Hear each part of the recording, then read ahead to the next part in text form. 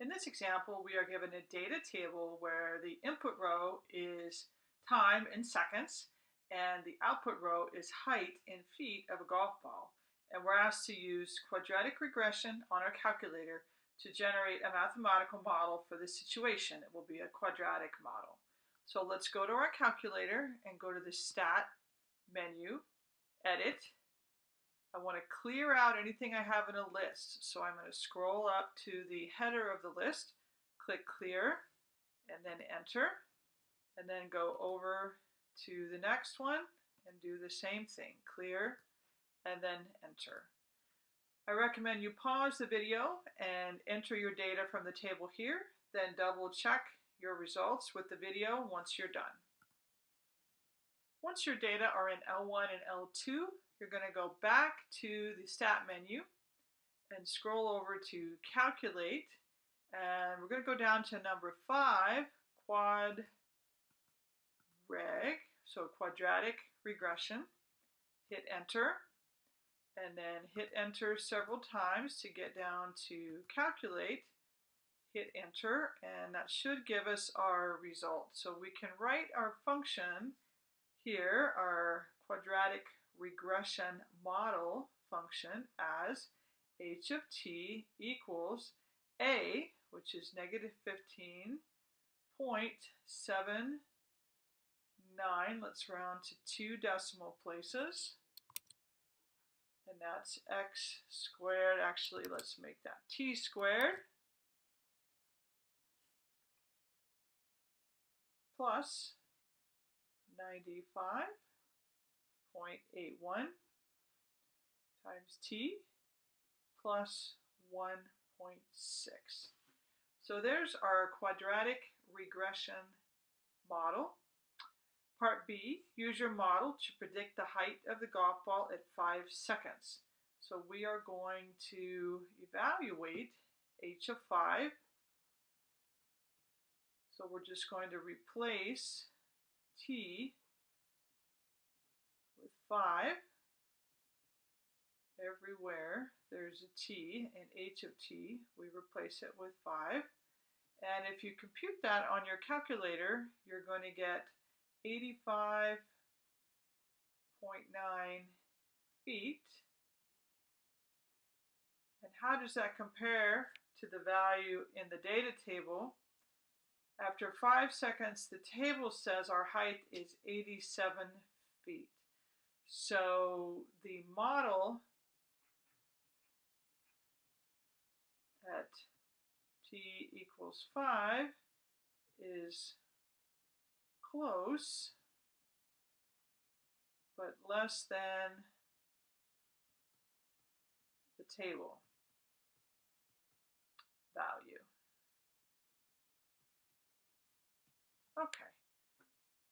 Part C, using your model, determine the maximum height of the golf ball and round your answer to 2 decimal places. So what we need to find is the vertex, and what we're looking for is the output coordinate of the vertex. Now you can do this using our formula, negative b over 2a, and then put that into your function, which in this case would be h of negative b over 2a, but that's a lot of computing. Let's see if we can use our calculator to help us. So I'm going to take a look at the graph of this function. And first of all, it would help if I actually entered the function into the y equals. So negative 15.79x squared plus 95.81 x plus 1.6.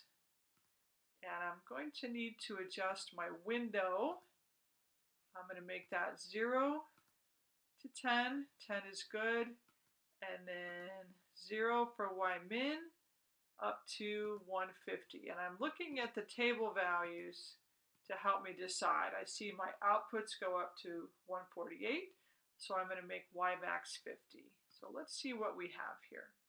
So the maximum height is going to be the y-coordinate of this ordered pair right here, which is our vertex.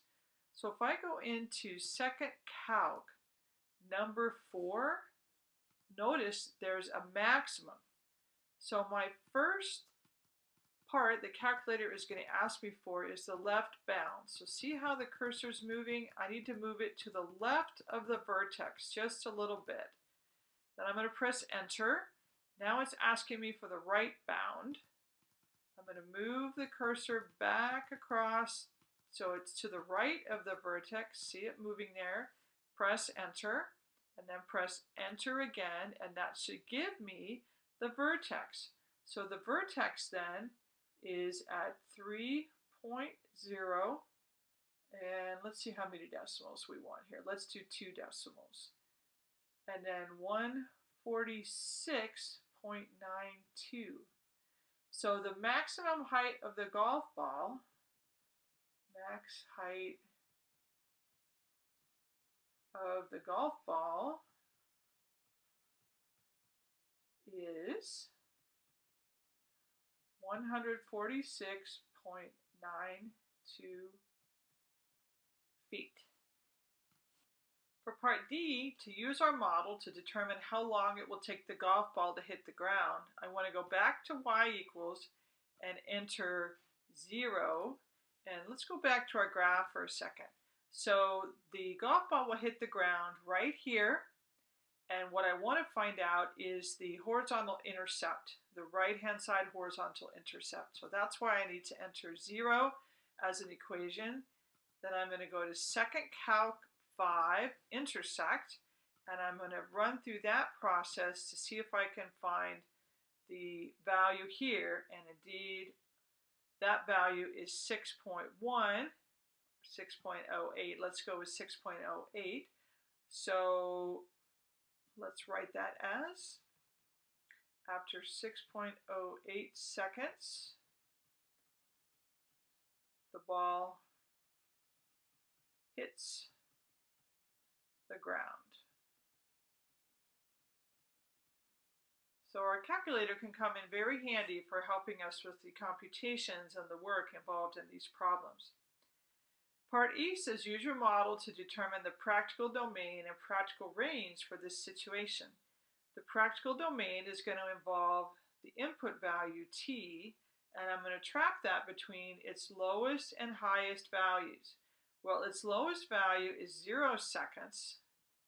Its highest value is 6.08 seconds. We just found that in part D. So it takes 6.08 seconds for the ball to hit the ground. That's the point at which time stops. The practical range is going to involve h of t, and that's going to be trapped between the maximum and the minimum outputs.